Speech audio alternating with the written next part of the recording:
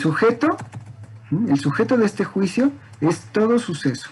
Lo estoy subrayando ahora. Lo iba a subrayar, pero no sé por qué. Ajá, ahí está. Todo suceso tiene una causa. Este es el predicado. Tiene una causa y lo voy a subrayar con otro color. ¿Ok?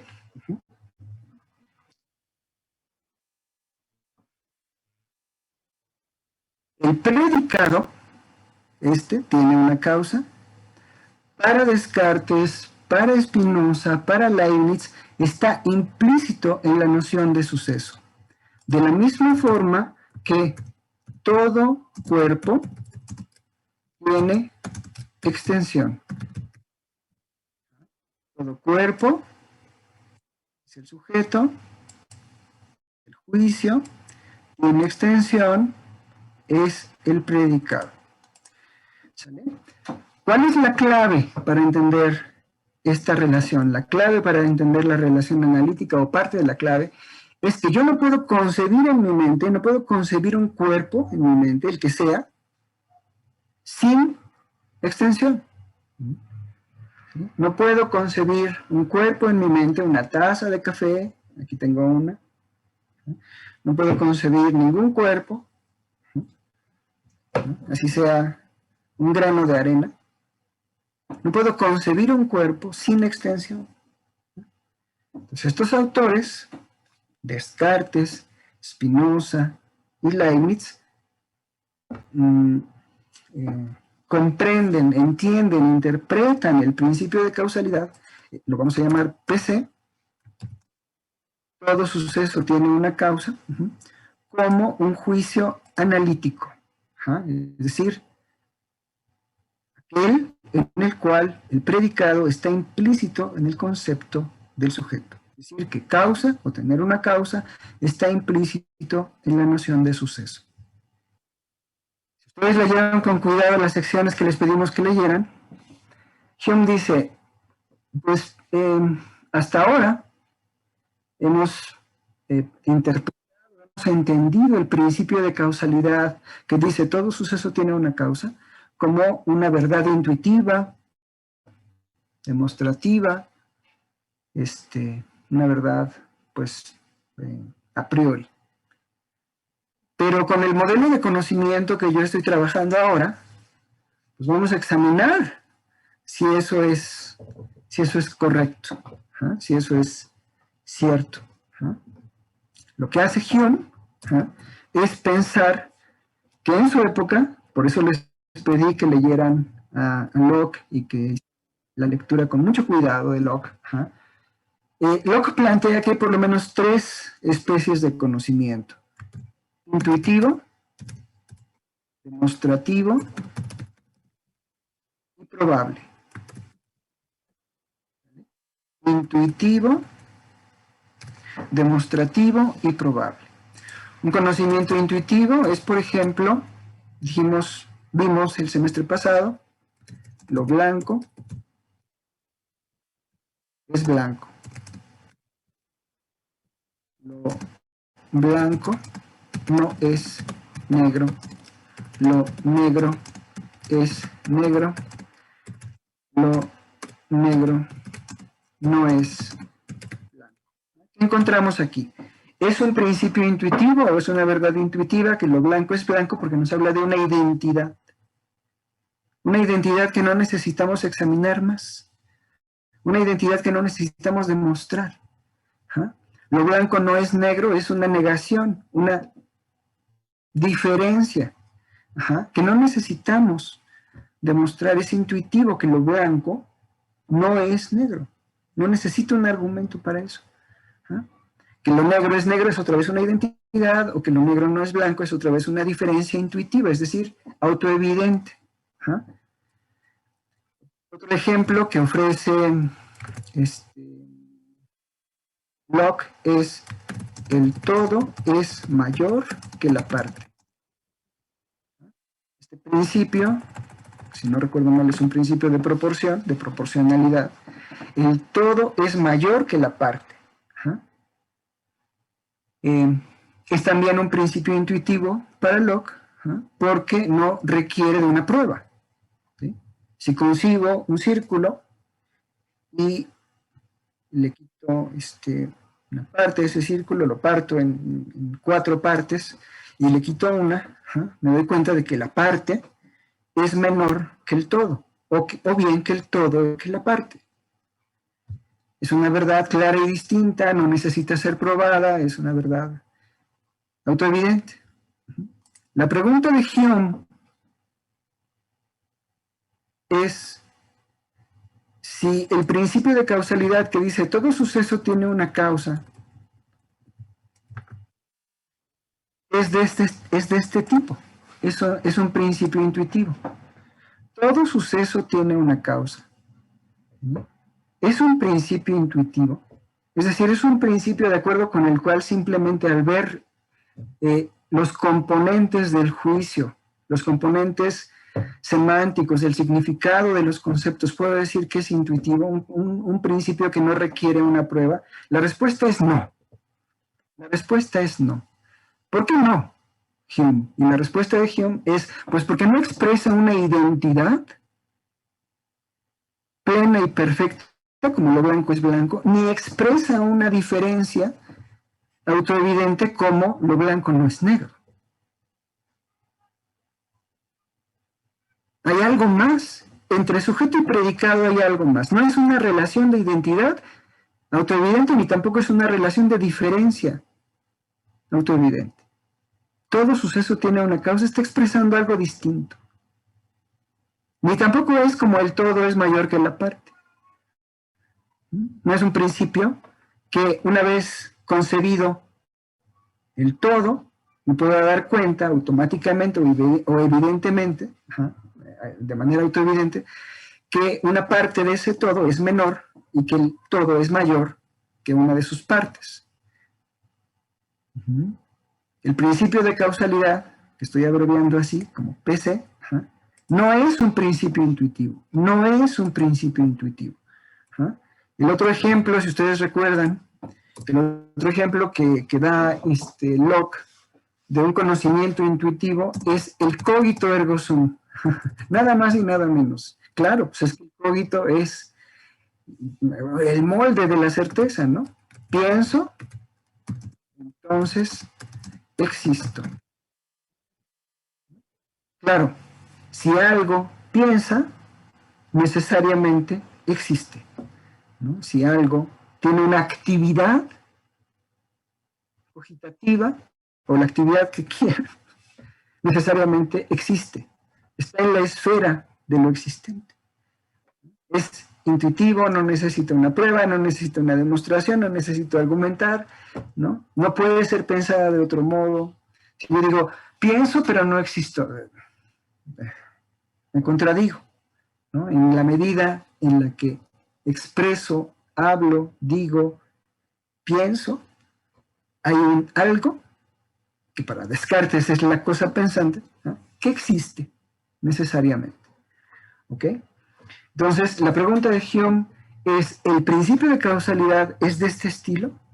¿No? ¿Tiene el mismo grado de autoevidencia, el mismo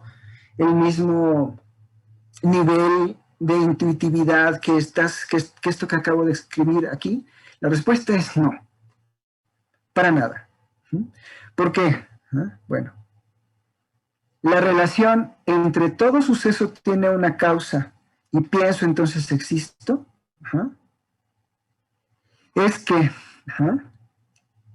en el caso del cogito no puede darse un espacio lógico, no puede darse un espacio lógico en donde algo que piense no se dé o no suceda o no tenga existencia. Si algo tiene una actividad, si algo está pensando, no importa lo que esté pensando, sino que piense únicamente, necesariamente existe. Esa es la idea. Y lo que nos dice el principio es algo muy diferente. Los dos componentes, entre los dos componentes hay un espacio lógico en donde sí se puede pensar de otra forma, ¿no? En donde sí hay, sí puede haber una ruptura o una forma de pensarlo de forma distinta sin caer en contradicción, sin caer en contradicción. ¿Sale? Eso lo vamos a ver en efecto, en el conocimiento demostrativo. Cuando Hume se pregunta si el principio de causalidad es un conocimiento demostrativo o está justificado de forma demostrativa, ¿qué quiere decir que está justificado de forma demostrativa? De acuerdo con Locke, significa que hay un argumento, que hay una prueba para que un principio o un conocimiento sea demostrativamente cierto. ¿Cuál es esa prueba? No pensarlo de otro modo sin caer en contradicción. No puedo pensar ese principio de otro modo sin caer en contradicción. ¿Sí? No es concebible, lógicamente, no es concebible. ¿Ah? Entonces el ejemplo es, todo cuerpo tiene extensión. Todo cuerpo tiene extensión. La relación entre, pues aquí está abajo, la relación entre predicado y sujeto es una relación analítica. La extensión está implícita en la noción de cuerpo. ¿Cómo lo sé? Bueno, pues porque si yo concibo un cuerpo, el que sea, necesariamente tendrá extensión. ¿Y qué quiere decir extensión en este contexto? Quiere decir que ocupa un lugar en el espacio, tiene 3 dimensiones, ¿sí? Tiene por lo menos 3 dimensiones. El otro ejemplo, el que ofrece Leibniz, todo cuerpo tiene figura. Todo cuerpo tiene figura.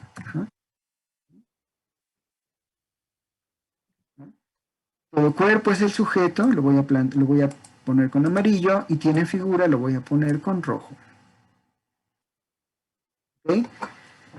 La noción de figura está implícita en la noción de cuerpo. ¿Cómo lo sé? ¿Cuál es la prueba de ello? ¿Cuál es la demostración de ello? Bueno, si yo intento concebir en mi mente un cuerpo, el que sea, un cubo, un círculo, una taza de café, una guitarra, ¿vale? Tendrá una figura. ¿Qué quiere decir? Tiene un límite, tiene un contorno. Todo cuerpo tiene eso, un límite, una figura. De manera que es imposible concebir un cuerpo que no tenga extensión y es imposible concebir un cuerpo que no tenga figura. Es lógicamente imposible, ¿por qué? Porque es contradictorio, ¿no? Caigo en contradicción si digo, ¿puedo concebir un cuerpo sin extensión? No se puede, ¿no? Si yo les pido ahora que conciban un cuerpo en su mente, el que sea, un perro, un gato, un edificio, una casa, un grano de arena, y les digo ahora, intenten concebirlo sin extensión, ¿qué ocurre? Desaparece. Se elimina el cuerpo. Entonces, es contradictorio, caemos en una contradicción cuando decimos que se puede concebir un cuerpo sin extensión o que se puede concebir un cuerpo sin figura. No, no se puede. Es contradictorio. Bueno, la pregunta de Hume será si el principio de causalidad que estoy subrayando ahora, es un conocimiento demostrativo. Ya vimos que no es intuitivo. Lo voy a tachar para que, para que se vea así como... No es intuitivo. ¿Por qué? Pues porque no es ni una identidad palpable ni una diferencia palpable. No marca eso, no establece una diferencia ni una identidad autoevidentes. Pero ¿qué tal un demostrativo? Le diría Descartes a Hume o a lo mejor Leibniz, ¿no? Bueno, pues vamos a probar, dice Hume, ¿no? No puedo concebir un cuerpo en mi mente sin extensión, no puedo concebir un cuerpo en mi mente sin figura, sin caer en contradicción. Esa es la prueba, ¿no? Bueno, es posible concebir un suceso en la mente, es posible concebir un suceso sin causa y sin caer en contradicción. Vamos a intentarlo. Es posible concebir un suceso, un cambio de estado, un principio de existencia, sin causa. Bueno, vamos a pensar lo siguiente, ¿no? Los ejemplos que suelo poner son por lo menos 3. A lo mejor ahora me falla la memoria, ajá, y a lo mejor solo puedo recordar 2, pero por lo menos 2 sí. Ahí les va. Ajá. Pueden, bueno, vamos a pensar en esto. Vamos a concebir un cuarto oscuro, ¿no? Oscuridad plena, ¿no? Y en el centro de ese cuarto oscuro, una chispa. Pude concebir un suceso sin necesidad de concebir su causa. ¿No? Pude concebir un suceso, un comienzo de existencia, algo que ocurrió, sin necesidad de concebir una causa. ¿No? Por ejemplo, no tuve que concebir un cerillo encendiendo ¿no? La chispa o un encendedor así, clich, ¿no? No. Pude concebir un suceso sin atribuirle una causa a ese suceso. ¿Mm? Otro ejemplo, vamos a concebir ahora una cúpula, ¿no? Una cúpula así, como de iglesia, ¿no? De la parte de arriba de una iglesia, ¿no? De un campanario, una cúpula, ¿no? Y hasta arriba de la cúpula una esfera, una pequeña esfera, ¿no? Una pequeña bolita de plomo, si quieren, ¿no? Está en perfecto equilibrio, está en perfecto equilibrio. No se mueve en lo absoluto, para nada, está en perfecto equilibrio. Ahora, de repente, cae por un lado de la cúpula, ¿vale? ¿Ok? Ustedes pudieron concebir perfectamente que la bolita, esta que estaba arriba de la cúpula, caía hacia un lado, hacia la izquierda, hacia la derecha, hacia el frente, hacia atrás, como quieran, ¿no? ¿Ok?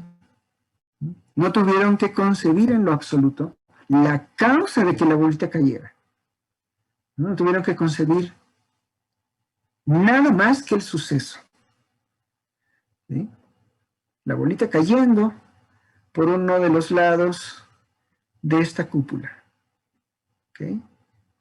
No tuvieron que concebir un movimiento en la cúpula, el aire que sopló y movió la bolita, nada, nada. El tercer ejemplo. Si les pido ahora, otra vez, concéntrense, conciban, ¿no? Ahora, en este momento, un sonido agudo, agudísimo. Más agudo todavía. Más. Perfecto. Así de agudo está bien. Tuvieron que concebir la causa de ese sonido. ¿No? Tuvieron que concebir, no sé, un claxon. Tuvieron que concebir una soprano haciendo un la agudísimo. ¿No? Tuvieron que concebir la causa de ese suceso, de ese sonido. La respuesta es no. Bueno, estos ejemplos son, creo yo, ahí voy, Saúl, espérame, ¿no? Estos son ejemplos que simplemente ilustran una verdad histórica en la filosofía. ¿No? Esa verdad histórica en la filosofía es que Hume demuestra, ahí sí se puede utilizar la palabra demuestra. Normalmente en filosofía se dice muestran, pero no, aquí sí Hume demuestra que la relación entre suceso, que estoy marcando ahorita, suceso y causa, no es una relación analítica. No hay una relación de análisis, de implicitud.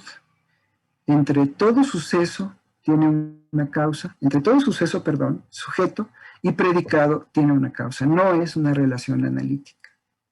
Y eso, jóvenes, para el siglo XVIII es un verdadero escándalo. No tengo otra palabra para decirlo. Es un, caray, es un hallazgo pero no un hallazgo positivo, es un hallazgo de esos que duelen. Toda la tradición, desde Aristóteles o probablemente antes, habían concebido la relación suceso-causa como una relación analítica. Y Hume en 1934, a sus 20 y pico años, demuestra que este principio que dice todo suceso tiene una causa o todo suceso debe tener una causa, no es un principio analítico. ¿Por qué, señor Hume? Muy simple. Es concebible un suceso en mi mente sin tener que concebir la causa de ese suceso sin caer en contradicción. Así lo habían planteado Descartes, Leibniz y Spinoza. Esa era la prueba, ¿no? Pues ¿qué creen? Que no pasa la prueba. No la pasa. Es perfectamente concebible un suceso, un cambio de estado, un principio de existencia, sin tener que concebir la causa de este acontecimiento o de este suceso. Y no caigo en contradicción, no hay contradicción en ello, en lo absoluto. ¿No? ¿Dónde sí caigo en contradicción? ¿Ah? Vamos a pensar en lo siguiente. Ya les puse el ejemplo de todo cuerpo tiene extensión, todo cuerpo tiene figura. Voy a poner otro ejemplo. Conciban una montaña. ¿Sí? Tiene dos laderas. Si yo les pido ahora, conciban una montaña sin laderas. No, pues es que eso no se puede, profe. ¿Y por qué no se puede? Pues porque es contradictorio. ¿No? Se elimina. ¿Ah? Bueno, pasa lo mismo con este principio, pasa lo mismo con el principio. ¿Todo suceso tiene una causa? La respuesta es no. No. Hay una independencia, ¿no?, entre el sujeto y el predicado. No están unidos. Y eso, para el siglo XVIII, para la pluma de Hume y para Kant, que vamos a ver después, es, bueno, es el principio de un problema que hasta ahora, hasta este momento, no tiene respuesta. El problema de la causalidad. El problema de la causalidad. Ok, muy bien, Saúl, adelante. Una pregunta. ¿Cuál es el suceso que plantea Hume para decir que no se puede, que no concibe la causa? Es decir, que concibe únicamente el suceso. Ok, la palabra suceso, el concepto de suceso, refiere a muchas cosas. La forma en la que Hume entiende la noción de suceso implica, a ver, lo voy a poner aquí. Lo voy a poner aquí. Suceso equivale, ahí. Suceso equivale a cambio de estado. Principio de existencia.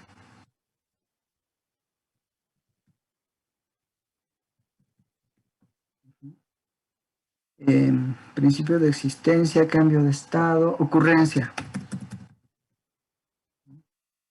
Cambio de estado, evento.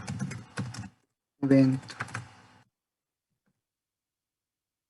Término de existencia.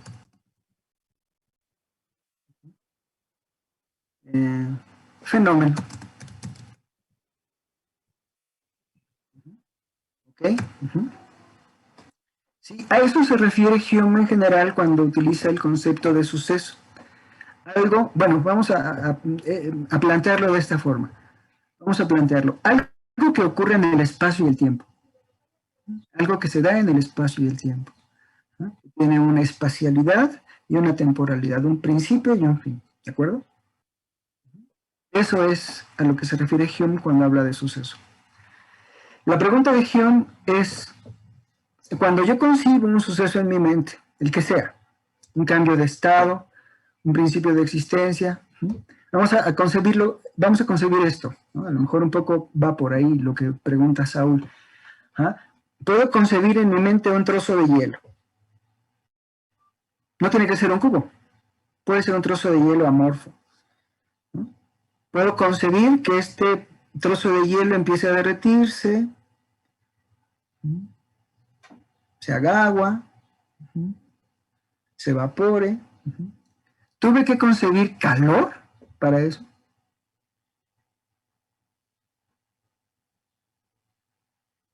Fue necesario concebir a nivel de la representación. Tuve que concebir el sol, ¿no? Tuve que concebir un aumento de temperatura, aunque no estuviera el sol, hay un aumento de temperatura para que esto ocurriera, para que se diera este cambio de estado.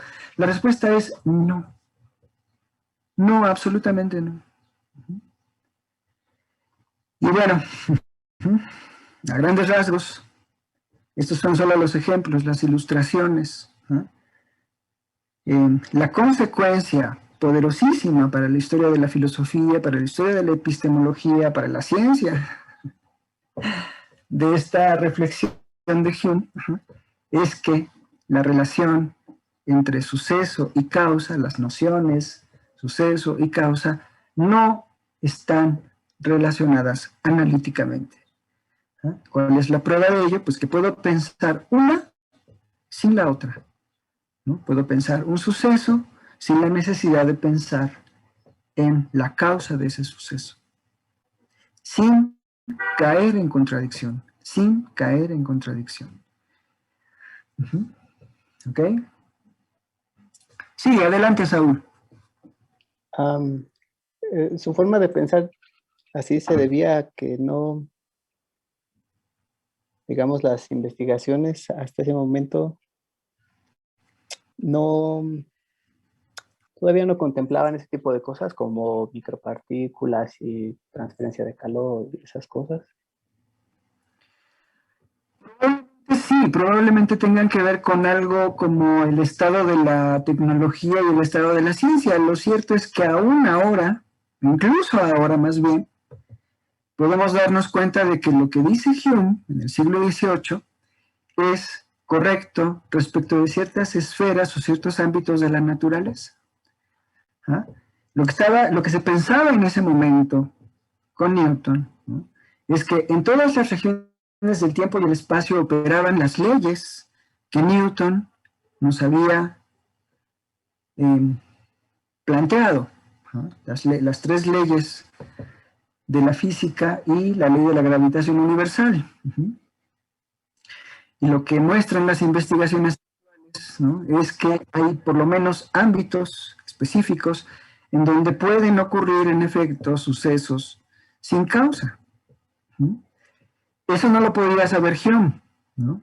Hume simplemente está dialogando con los autores con los que él, digamos, a los autores con los que él se opone, con los que él tiene una desavenencia, o sea, no está de acuerdo. Lo que él dice es que la forma en la que se ha concebido el principio de causalidad como un principio a priori, un principio intuitivo, demostrativo, en realidad es un error considerarlo de ese modo. Eso es todo. No está diciendo algo como lo que diríamos ahora, ¿no? Hay regiones, ¿no? A nivel de partículas elementales en donde parece haber partículas que se generan a distancia o sin una causa aparente, ¿no? Pues bueno. Ya la última, profe. Sí, adelante. Entonces, podríamos decir que niega la universalidad del todo suceso tiene una causa. Absolutamente. Absolutamente. Okay. Gracias. Muy bien, bueno, entonces, este es el problema de la causalidad. ¿En qué consiste el problema de la causalidad? Lo voy a escribir aquí, ¿sale? El problema de la causalidad tiene por lo menos dos componentes, o dos formas de entenderse el problema de la causalidad. El primero es rastrear, el problema de rastrear el origen de la idea conexión necesaria. De ahí venimos hace un momento.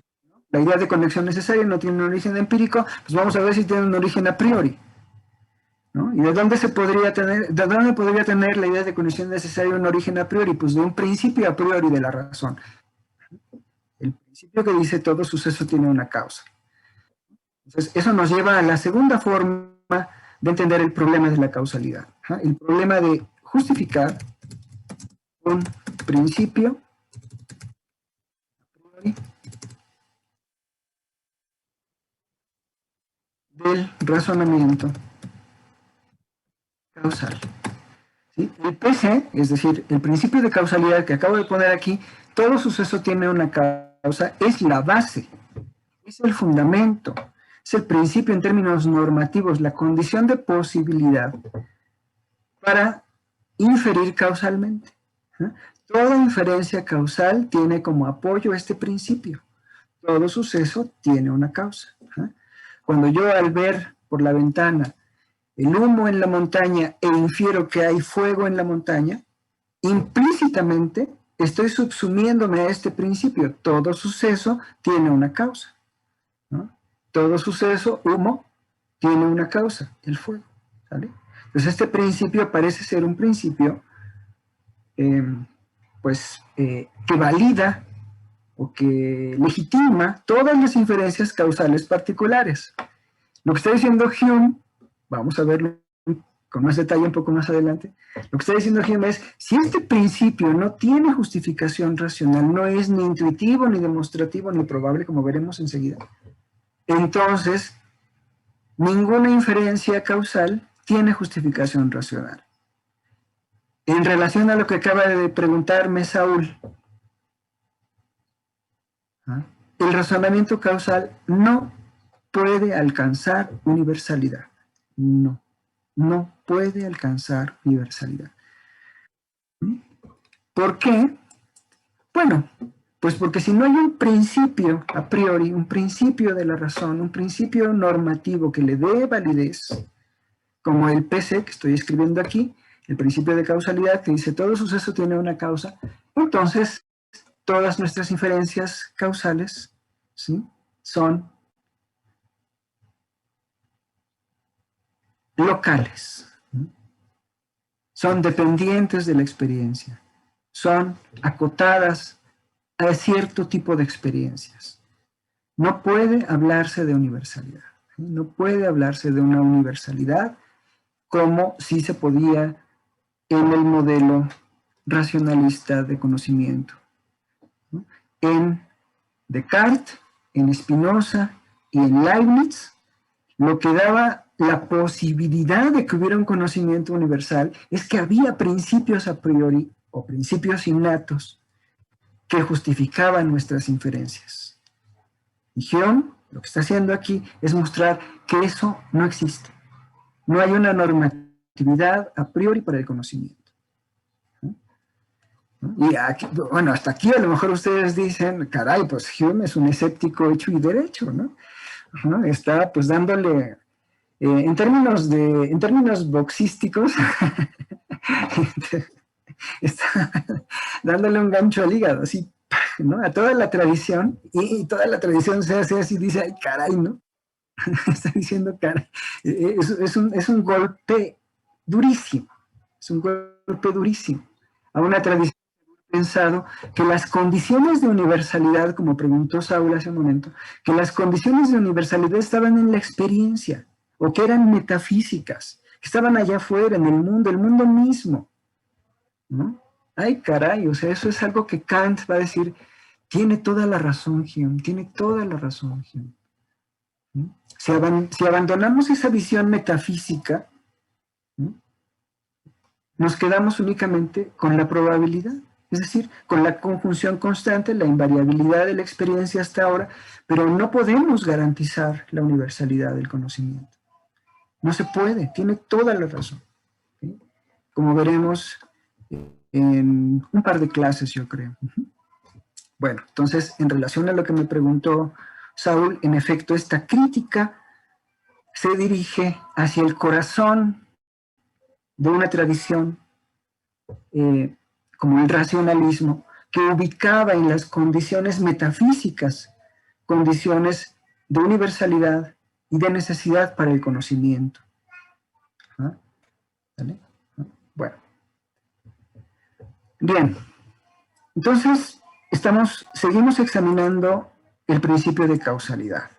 Ya dijimos, no es intuitivo, ya expliqué por qué. Acabo de mostrar también por qué para Hume no es demostrativo. ¿Por qué no es demostrativo? Porque es un principio que puede pensarse de otro modo sin caer en contradicción. Puede negarse incluso sin caer en contradicción. Puedo concebir un suceso, un cambio de estado, un principio de existencia, una ocurrencia en el tiempo, un evento o un término de existencia, sin necesidad de concebir su causa. Si esto es así, entonces la conclusión que se sigue de estos dos argumentos no es intuitivo ni es demostrativo. Lo que se sigue de estas dos críticas es que el principio de causalidad no es un principio analítico a priori. No es un principio analítico a priori. No es una verdad clara y distinta, no es una verdad autoevidente, no es una verdad que se pueda demostrar, que se pueda probar. No, bueno, demostrar, sí, porque la noción de probar viene después. Ahorita la vamos a ver aquí con probable, ¿sí? Que se pueda probar es otra cosa. Que se pueda demostrar, que pueda haber un argumento para aceptarla. No, no lo tiene, ¿no? Entonces, esta es la primera conclusión que se sigue de estos dos argumentos. ¿Ah? No es un analítico a priori. Vamos a suponer que esto es la conclusión A, ¿no? Bueno. Vamos a examinar ahora entonces si puede ser un principio probable. Ay, Dios mío, ya son las 5:30. Bueno, aquí vamos. Vamos a ver si es un principio probable. ¿Qué es un principio probable? En el siglo XVIII, un conocimiento probable. Vamos a empezar por ahí. Un conocimiento probable para Locke, como vimos el semestre pasado, es aquel que tiene una amplia cantidad de evidencia, una amplia cantidad de observaciones invariables a favor, ¿no? Eso me refiero cuando decimos evidencia, en distintos contextos, en distintas situaciones, ¿ah? Y entonces esa multiplicidad de contextos en los que ocurre lo mismo, invariablemente me dan la prueba de que eso es el caso, ¿no? Por ejemplo, un ejemplo de conocimiento probable es el fuego produce calor. El fuego produce calor. ¿Por qué digo que este es un conocimiento probable? Bueno, tradicionalmente se dice que es un juicio sintético a posteriori. ¿Sí? Es un juicio sintético a posteriori. El fuego produce calor. ¿Por qué? ¿Ah? Bueno, porque el concepto de fuego es un concepto empírico. Tuvo que haber arrancado en la experiencia. Tuve que haber tenido yo contacto, una visión, un acercamiento con una instancia de fuego. Y además también tuve que haber tenido una observación, una experiencia, una instancia de su acompañante en la experiencia, en el pasado, del calor. ¿Sale? El fuego produce calor. El fuego produce calor. Es un juicio sintético a posteriori. ¿Por qué es un juicio sintético a posteriori? Bueno, pues porque claramente el sujeto de este juicio no implica el predicado, ¿sí? Es en la experiencia en donde yo sé, en donde yo encuentro, en donde yo valido que el fuego produce calor. No es una verdad a priori, sino que requiere de la experiencia para ser validada. Requiere de la observación para ser ¿sí? Para ser validada, para tener verificación de este conocimiento. El fuego produce calor. A diferencia de el todo es mayor que la parte, que es simplemente un concepto. O pienso, entonces existo, es un concepto también que refiere a forma, a una condición formal. El fuego es un empírico. ¿Sí? Fuego es un concepto empírico y calor, pues ni se diga también, ¿no? Entonces, entre el sujeto y el predicado hay una relación de síntesis. Hay una relación de síntesis. Quiere decir que es una relación de enlace, de asociación. Yo asocio fuego con calor, ¿sale? O asocio fuego con humo, ¿de acuerdo? El fuego produce humo. ¿Sale? Bueno, me quedo con este ejemplo. El fuego produce calor, que es el ejemplo de Bacon. Entonces, la razón por la que yo llego a la conclusión de que el fuego produce calor es porque he visto en distintos contextos, en distintos escenarios, instancias de fuego que producen calor, ¿no? Instancias de objetos que estando en combustión producen calor, ¿de acuerdo? El fuego produce calor, ¿no? En otro contexto, en otro, yo me he dado cuenta de que eso siempre ocurre invariablemente hasta este momento. ¿Sí? Es un juicio sintético a posteriori. ¿Por qué? Porque tiene como base la observación invariable en la experiencia desde el pasado hasta el presente, ¿no? Tiene como base evidencia, apoyo en observaciones, en experiencias concretas de distintos escenarios. Eso es importante para Bacon, que no sea la misma, sino que sean distintos escenarios, distintos contextos, distintas observaciones, ¿no? No la misma, no enciendo una fogata y produce calor, no, esa es una, ¿sí? Tiene que ser distintas formas, ¿no? distintas ¿cómo se dice eso? Situaciones en donde el fuego, la presencia de uno, produce el otro. Bueno, el asunto de Hume, ¿no? Es preguntarse, ¿no? El asunto de Hume, o la pregunta de Hume más bien, es la siguiente. Si el principio de causalidad que dice todo suceso tiene una causa es un principio probable. Es un principio probable. Esa es la pregunta. Ya vimos que no es intuitivo, ya vimos por qué, ya vimos que no es demostrativo, ya vimos por qué. Ahora la pregunta es, ¿el principio de causalidad es un conocimiento probable? ¿No? Es decir, es el tipo de principio, el tipo de conocimiento que yo puedo apoyar en la experiencia sin ningún problema lógico, ¿no? Es decir, con base en la experiencia yo concluyo que el fuego produce calor. Si el principio de causalidad fuera un conocimiento probable, yo tendría que apoyarme en la experiencia para concluir que todo suceso debe tener una causa. Y no debería haber ningún problema lógico, ¿no? Como no lo hay cuando me apoyo en la experiencia para concluir que el fuego produce calor.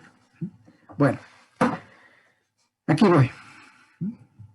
Yo tengo la observación A, tengo la observación B, tengo la observación C, tengo la observación D. Todas estas observaciones que podemos plantear como premisas, la observación, etcétera, hacia abajo. Y la conclusión de este argumento debe ser, ay, ¿por qué se puso eso? Debe ser el fuego produce calor, ¿no? Entonces tengo ejemplos particulares, ¿no? Acerco mi mano a una piedra que ha sido calentada por el sol, ¡paf!, ¿no? Está caliente, ¿no? Acerco mi mano a la llama de una vela, está caliente, ¿no? Acerco mis manos a una fogata y está caliente, etcétera. Distintos escenarios, distintos contextos, y concluye el fuego produce calor. No hay ningún problema aquí, ¿no? Con base en la evidencia, concluyo que el fuego produce calor, ¿no? La pregunta ¿es posible tener evidencia que apoye, que verifique que todo suceso tiene una causa? Esa es la pregunta, ¿no? Entonces, a ver, ahorita ¿cuántos somos? Somos 50, ¿no? Somos 50, wow. Qué barbaridad, todavía somos 50. Ay, no.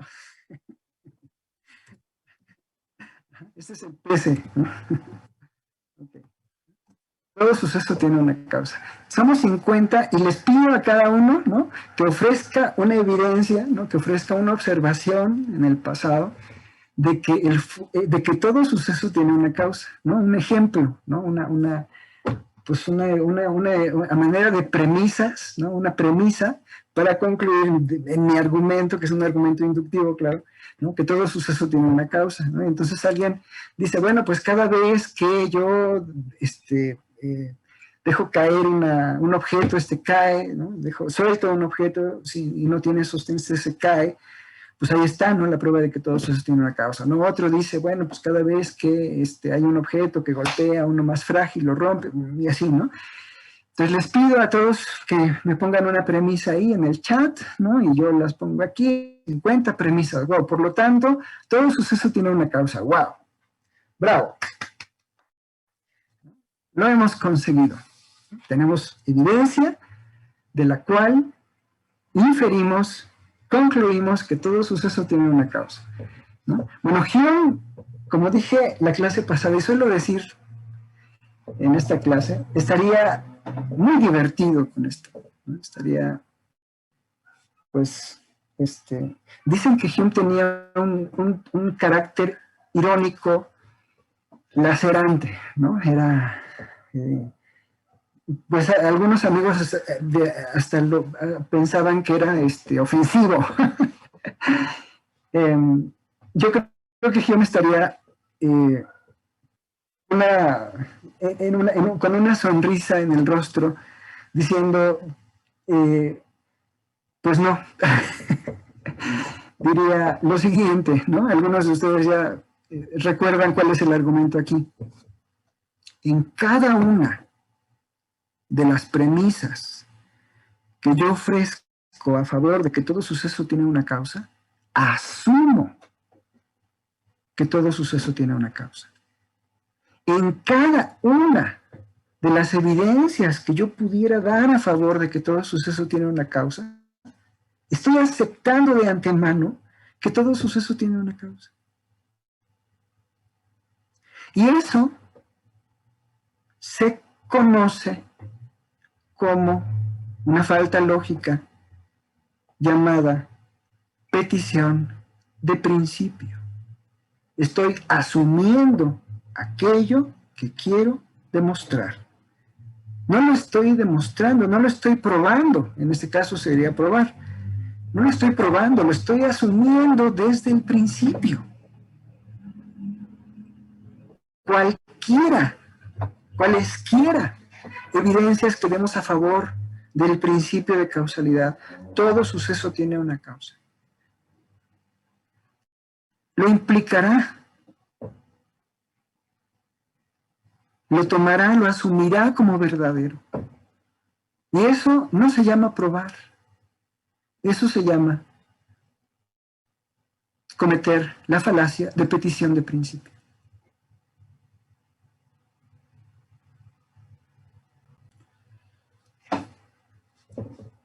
¿Vale? Ahora, todavía más, o sea, para seguir dándole con fuerza a la tradición, ¿no? Aquí fíjense, aquí ya no está Hume golpeando a la tradición racionalista, no, aquí está golpeando la tradición empirista, ¿no? Una tradición como la de Locke, que diría que nuestros principios se generan con base en la experiencia, por abstracción, ¿no? ¿Cómo va a ser eso una abstracción? Por Dios, no. No tiene validez. No puedes probar la validez de este principio en la experiencia sin darla por supuesto. Bueno, eso es por un lado. Ahora fíjense bien, el argumento es un argumento, como acabo de decir, inductivo. Es decir, las premisas que van A, B, C, D, E, F, G, 50, ya no somos 50, ya somos 49. 49 premisas distintas a favor de que todo suceso tiene una causa. Bueno, fíjense bien. Cada una de las premisas expresa algo que se está dando desde el pasado hasta el presente, ¿no? Cada una de las premisas A, B, C, D, E. Para poder concluir, para poder pasar a la conclusión, todo suceso tiene una causa. Para poder ir de las premisas a la conclusión, yo tendría que ir de lo presente, A, B, C, D, E, F, G, H, a lo que no es presente, es decir, lo que no es observable, que todo suceso tiene una causa. ¿Y saben qué está pasando ahí? Lo que está pasando ahí es que estoy recurriendo a la causalidad para justificar la causalidad. Eso no se vale. Eso se llama circularidad viciosa. Pasar de las premisas a la conclusión implicaría un salto que va de lo observado, de lo presente, a lo no presente. Y eso, como ustedes saben, porque lo acaba de decir Cintia en su repaso, es un razonamiento causal. Por lo tanto, un argumento probable, un argumento inductivo, un argumento de este corte a favor del principio de causalidad no es legítimo.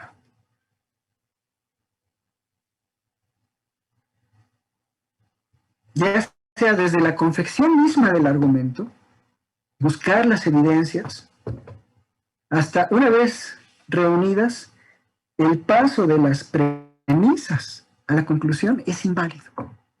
Es inválido en todos sentidos. Para Hume, atención, para Hume. ¿Y por qué digo para Hume y me río? Bueno, pues para Kant,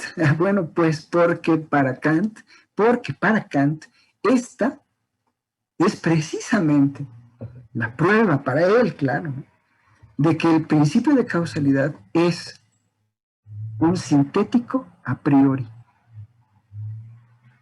Es un juicio sintético a priori. Es decir, un principio que tienes que suponer para poder ordenar la experiencia y cuyo valor de verdad no está en la experiencia. Ese es el error de Hume, dirá Kant. Vamos a verlo después, ahorita lo dejo así simplemente. Pero para Hume es la prueba contundente, para Hume es la prueba pues, más rigurosa, ¿no? Como las otras dos, ¿no? De que no puede haber un argumento probable a favor del principio de causalidad. No puede haber un argumento de carácter causal a favor del principio de causalidad, porque eso equivale o bien a cometer petición de principio o bien a cometer circularidad viciosa. ¡Wow! ¡Wow!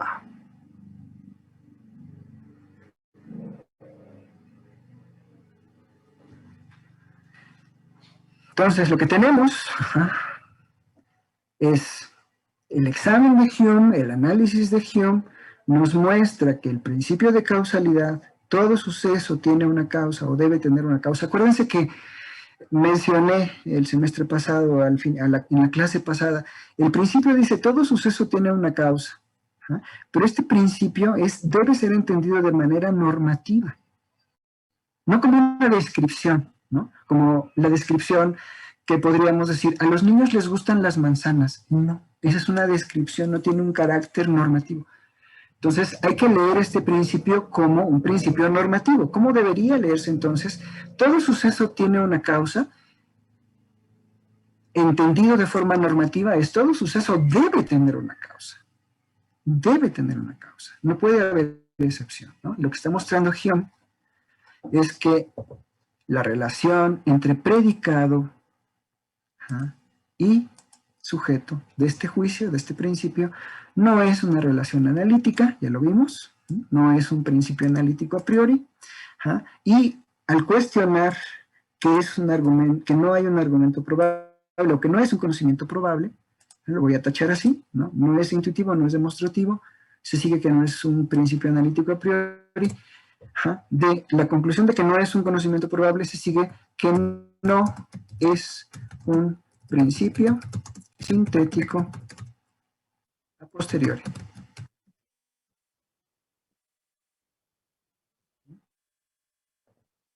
¿Vale? No es un principio sintético a posteriori. Entonces, ¿qué es? Esa es la pregunta.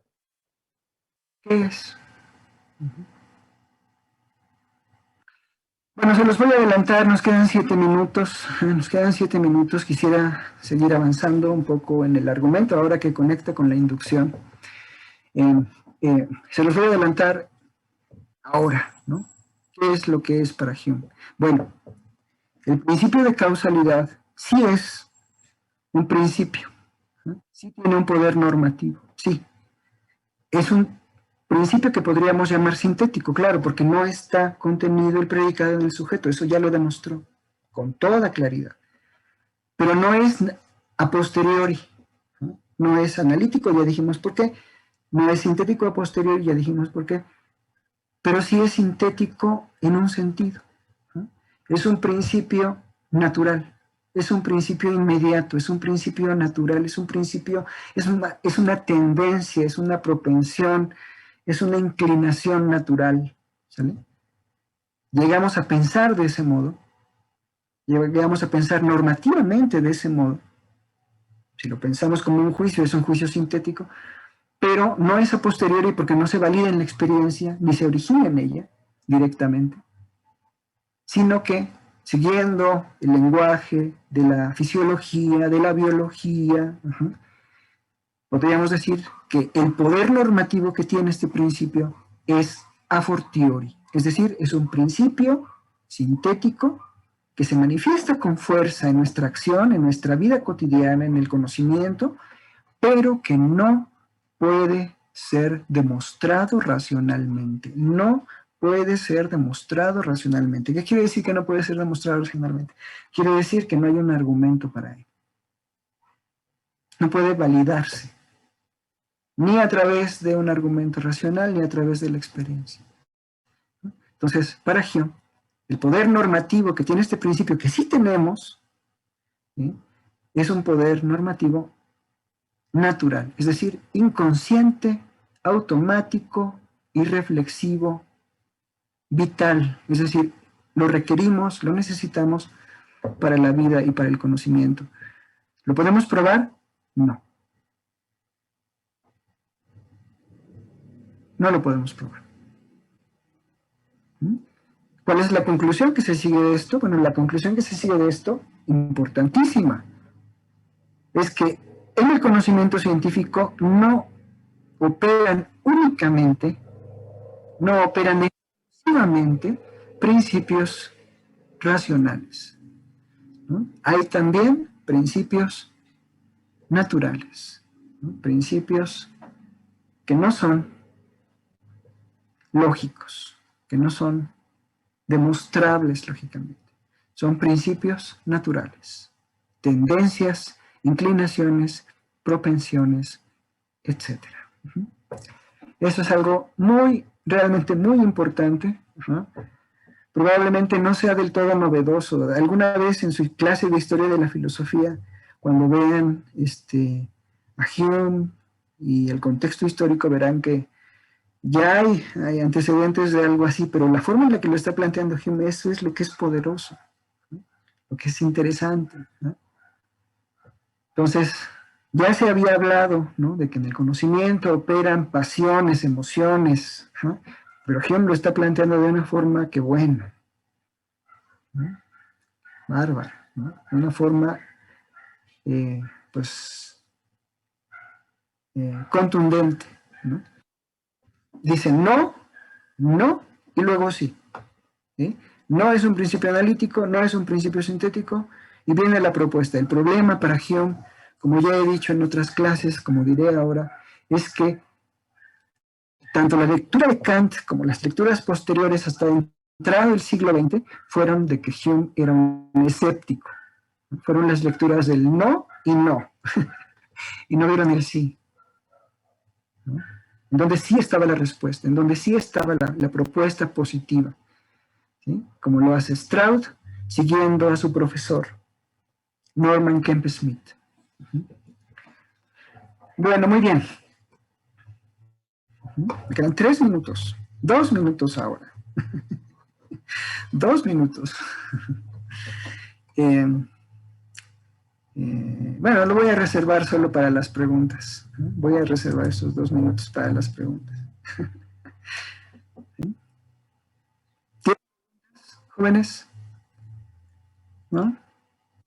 Ok, perfecto. Bueno, fíjense bien, fíjense muy bien.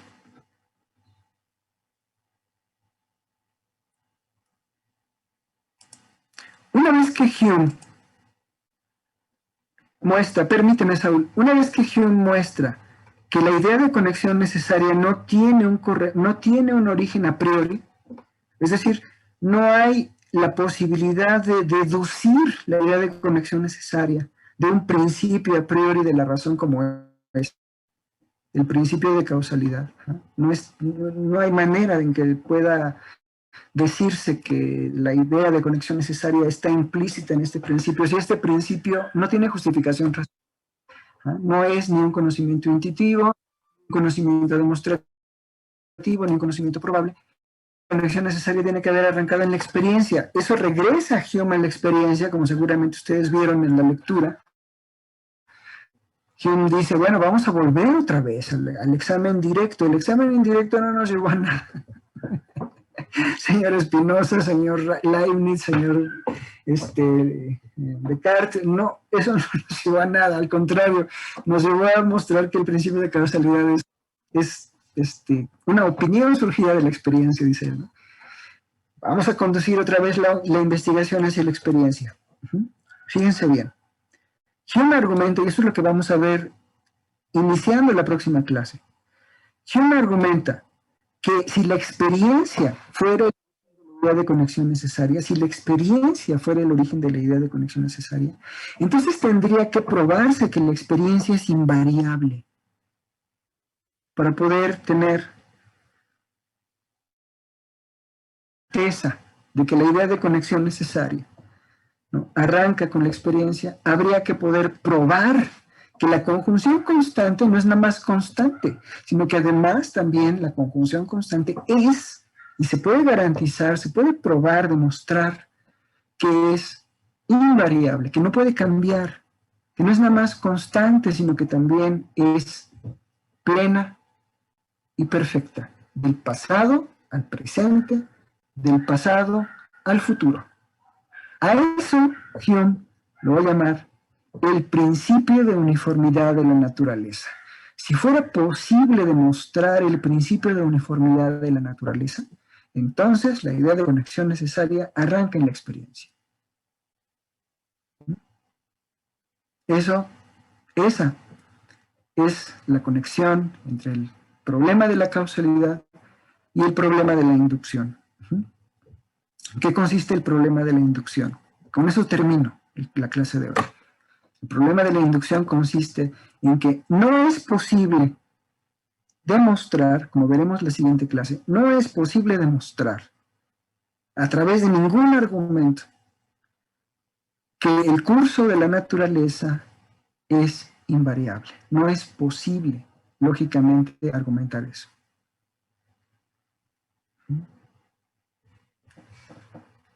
Ahí está la conexión. Lo repito. Si la experiencia generara la idea de conexión necesaria, se requeriría demostrar que la experiencia no es solo constante, que la conjunción no es solo constante, sino que es invariable, que es una unidad perfecta, ¿no? Algunos de ustedes seguramente ya están pensando, claro, ¿a quién se está refiriendo? ¿Quién es el enemigo en este momento de Hume, cuando Hume dice esto? Spinoza, claro. ¿Quién más? La noción de natura naturans de Spinoza, para Spinoza, es la prueba lógica, el universo, de que el cosmos, de que la naturaleza es perfecta. Y si es perfecta, no hay contingencia. Y si no hay contingencia, entonces no es posible que la naturaleza se salga de curso. El curso de la naturaleza es uniforme, ¿sí? Para Spinoza. Vamos a ver qué piensa. La próxima clase vamos a ver qué es lo que piensa, cómo argumenta Hume, si eso de veras se puede, si eso de veras se puede demostrar o no. Pero bueno, vamos a dejarlo aquí, ya son las 6, más de las 6. ¿Alguien tenía una duda? Rápidamente, Saúl. Sí, había dicho que Hume decía que el principio de causalidad es normativo. Sí. Entonces, ¿en qué difiere lo normativo de lo universal? Excelente pregunta. La normatividad que veíamos con los racionalistas y con los empiristas era una normatividad enlazada o ligada a la metafísica, a una metafísica teológica, ¿sí? En cambio, en Hume, la normatividad del principio, de los principios que vamos a ver aquí, el principio de causalidad, el principio de uniformidad, el principio de identidad, el principio de identidad del objeto, es una normatividad ligada a la psicología, a principios psicológicos, a la naturaleza humana, pero no, ni siquiera humana, a la naturaleza de los animales humanos y no humanos, sin apoyarse o sin estar ligada a una metafísica teológica. Diego.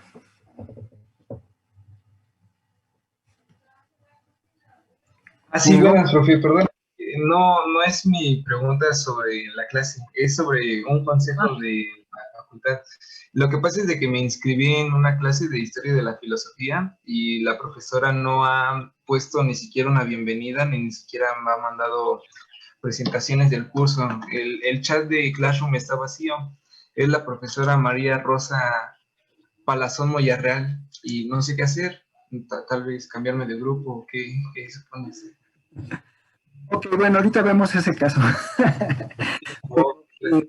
Déjeme terminar la clase de hoy, la sesión de hoy, recordándoles a todos, ¿no?, que por favor le echen un ojo al Classroom, a nuestro Classroom de la materia, el lunes, el día que Cintia pone el resumen de la clase anterior, es decir, esta, y el aviso de lo que se va a leer. Lo que vamos a ver es el problema de la inducción. Si es posible, veremos también el problema del objeto y el problema de la identidad personal hasta donde nos dé el tiempo, ¿no?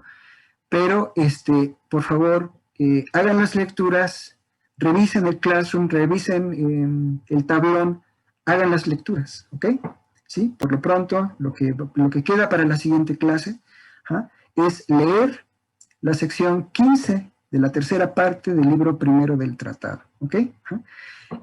Ahorita vemos con un poco de detalle, de cuidado, la pregunta que me hicieron, y que no tiene que ver tanto con los contenidos del curso, ¿ok?